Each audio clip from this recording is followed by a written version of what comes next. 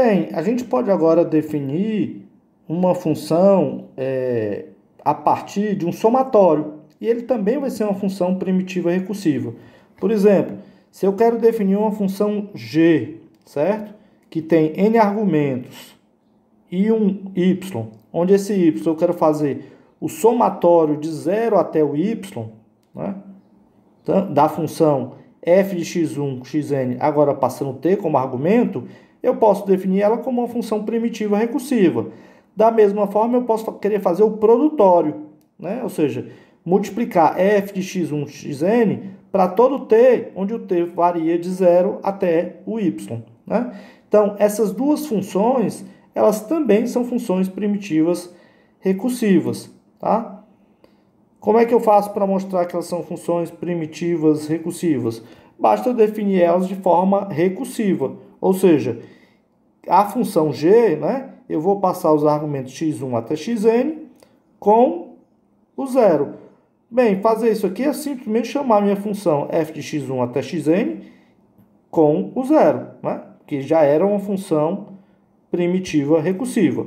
Quem é chamar agora para o caso indutivo y mais 1? Ora, eu não quero fazer não é a soma dele, então eu simplesmente chamo a nossa função, né, para o y mais 1, certo? Isso aqui eu tenho a função sucessor, né? Basta eu aplicar a função sucessor ali, certo? Com quem? Com a chamada recursiva agora da nossa função g.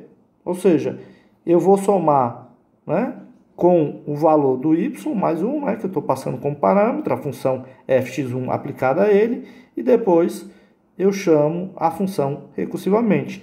É só, ou seja, eu estou usando o que aqui, pessoal? Eu estou usando, né, a definição recursiva, né, a nossa definição recursiva, e a composição de função, a partir da soma desses dois componentes. O produtório, pessoal, é semelhante ao somatório, só que ao invés de somar, o que a gente faz? A gente multiplica. Então, simplesmente estou multiplicando os valores, né? Então, toda vez que eu quiser saber, né? Por exemplo, h, né? De x1, x2, né? Por exemplo, de 2, né? Isso aqui é fazer quem? É o produtório de t igual a 0 até 2 de uma função que tem dois argumentos, por exemplo, x1, x2 e o t, né? Ou seja, esse t aqui, né, vai assumir o valor 0, vai assumir o valor 1 e vai assumir o valor 2, né? É a multiplicação desses três caras, tá? E é isso que, como a gente demonstrou usando a recursão, também é uma função primitiva recursiva. Por que isso é importante, né? Porque a gente vai usar essa noção de somatório e de produtório para definir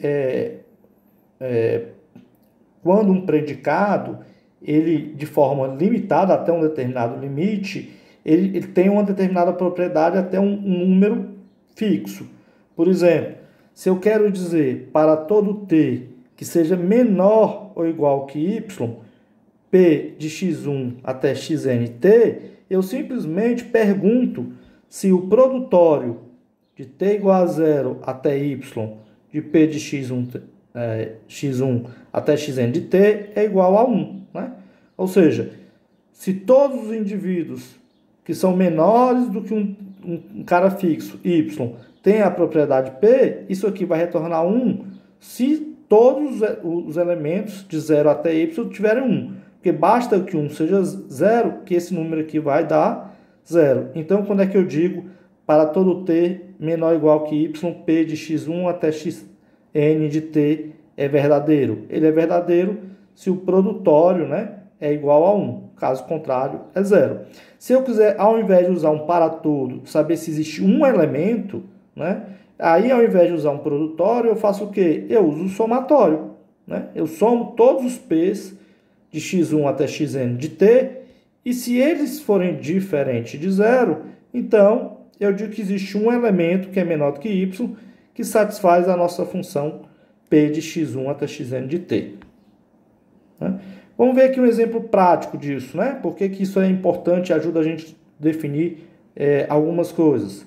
Se eu quiser definir, por exemplo, o predicado y barra x, que significa que y é o divisor de x, eu posso definir isso a partir do existencial limitado, né? Ou seja, o que quer dizer que y é um divisor de x?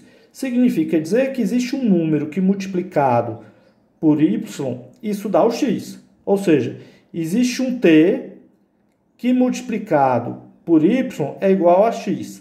E esse t, pessoal, eu sei que ele tem no máximo o tamanho de x, né? No máximo o tamanho de x. Todo mundo que eu pegar depois não estaria. Então, como é que eu faço para definir o divisor? Basta eu usar, né, para saber se y é o divisor de x, basta eu dizer, existe um t que é menor ou igual que x, tal que y multiplicado por x é igual a x. Exemplo, 3 é divisor de 12. Por quê? Existe, né? Vejamos um exemplo prático, né? A definição de y é um divisor de x. O que significa dizer que y é um divisor de x? Significa que existe um número que multiplicado por y é igual a x. Ora, para eu definir isso, né? Para dizer se y é divisor de x, eu posso usar a nossa noção. Existe um número que está limitado em x, né? Tal que o y multiplicado por esse número é igual ao x. Então, se existe, né, um t que eu multiplico por y ele é igual a x, é porque o y é divisor de x. Tá? Vamos ver o exemplo aqui prático. Tá? 3, né, é um divisor de 12. Né? Na nossa definição, eu estaria perguntando, existe um t, certo? Que é menor ou igual que x. Quem é o x aqui? O 12, né? O 12 é o x e o 3 é o y. Tal que o 3 multiplicado por esse número é igual a 12. Bem, isso aqui vai ser verdadeiro. Vai ser verdadeiro para que t? Para o t igual a 4. Então, quando t assumir 4, né? Isso aqui vai ser verdadeiro. E 4 é menor do que 12, né? Então, isso aqui lembrando, nossa definição, isso aqui é um somatório.